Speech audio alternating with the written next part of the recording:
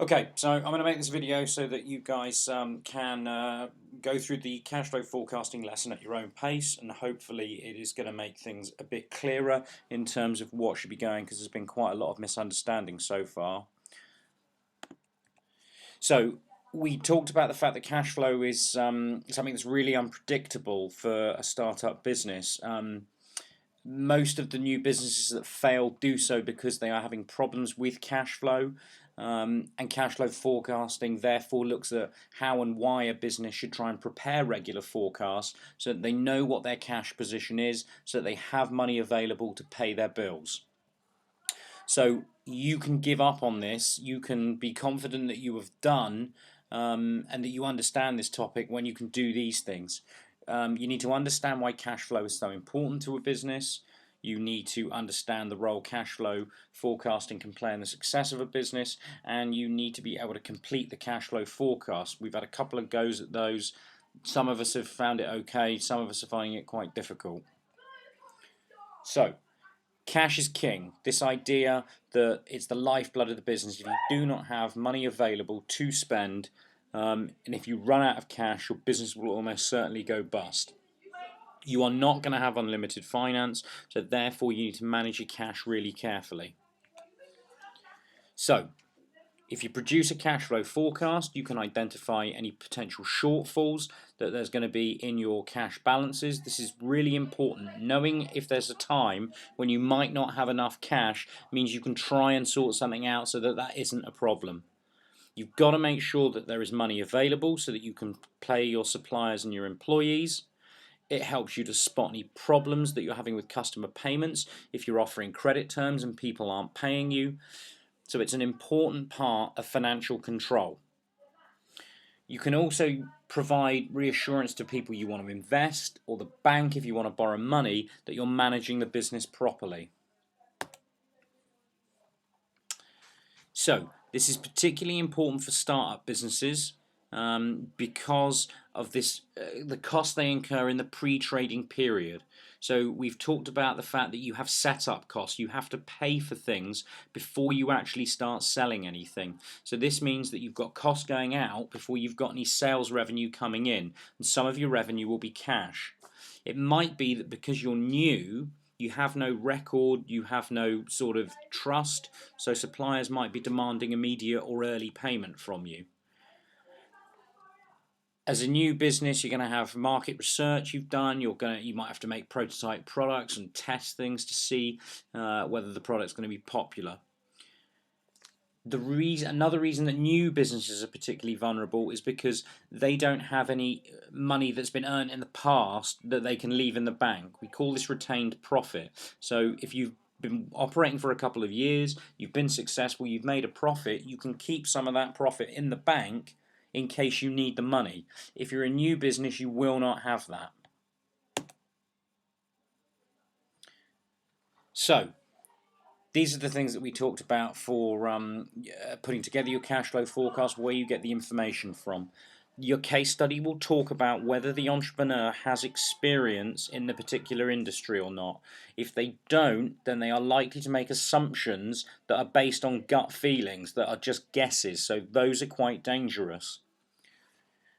You'll have information in the case study about what market research they've done. This can be really useful for finding out what payment terms customers will expect, when suppliers are going to expect you to pay.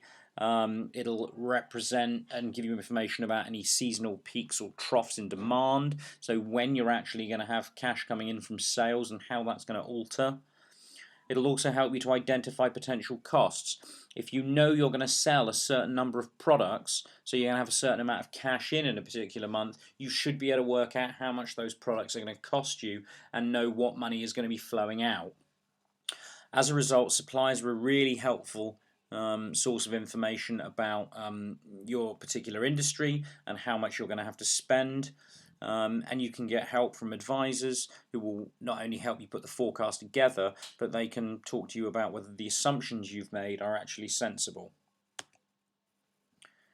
Basically, the cash flow forecast looks at two things: money coming into the business, cash inflows; money going out of the business, cash outflows. And there you've got some examples of what those might be. So this is what the cash flow forecast looks like. The forecast is done by month. Okay. The net cash flow is the difference between the money that's come in and the money that's gone out. So on this example, in January they've had £12,500 come in, they've had £15,000 go out, so their net cash flow is minus 2,500. More has gone out than has come in. The opening balance on this example is 0. Whatever they have at the end of January, their closing balance, will instantaneously become their opening balance in February, because it is literally as though the clock is ticking over from midnight on the 31st of January into the 1st of February. The closing balance is worked out by taking whatever they had in the first place and adding it to the net cash flow.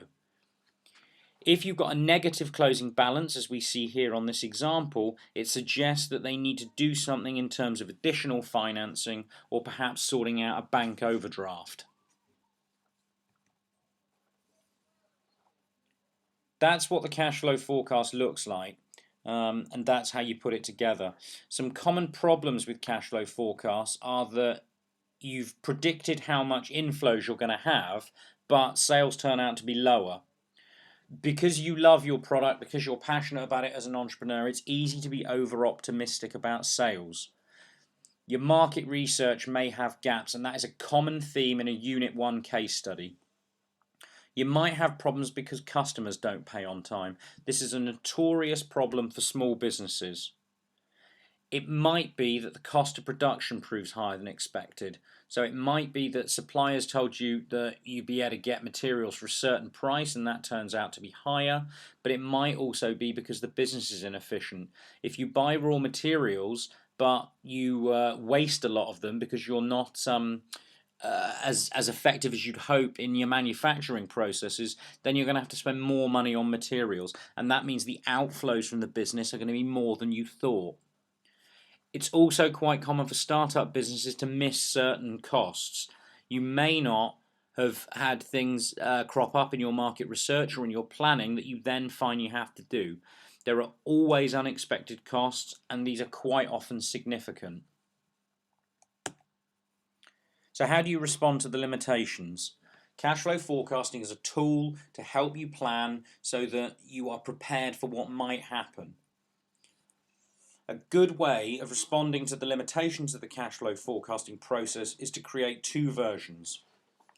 If you create a base case, this can be actually what you hope is going to happen. You should also do a downside or a worst case version, and this takes a pessimistic view of what might happen. In terms of which one you should use, it depends on who's reading it. If it's the bank manager, you would probably want to let them read the downside one, because this way you manage their expectations. They don't then have an expectation that you're going to deliver much more than you actually are. Okay, so when you come to the exam, do not underestimate how important cash flow forecasting is. It's an early warning system. Okay, this is going to tell the entrepreneur whether there are going to be periods where they're going to struggle to pay their bills and whether the business is actually viable. You don't pay your bills, your business ceases to exist. That said, cash flow forecasts are not perfect. They have limitations, not least because a lot of the information that goes into them is guesswork. It's important that the entrepreneur thinks about the different scenarios. Make sure you have that what if, that worst case scenario. It's always worth assessing what could happen if things go badly. You've got to understand as a student that cash flow and cash is not the same as profit.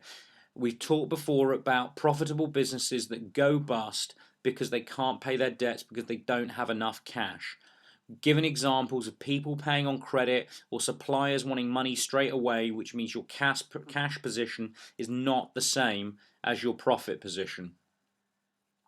Don't forget to link all this in with other aspects of the Unit 1 course. So market research is a big part of this. It helps the reliability and the accuracy. It needs to be consistent with the choices they make about the sources of finance they use. There's also no point assuming that a bank overdraft is going to help if the case study tells you that the bank don't want to give them an overdraft.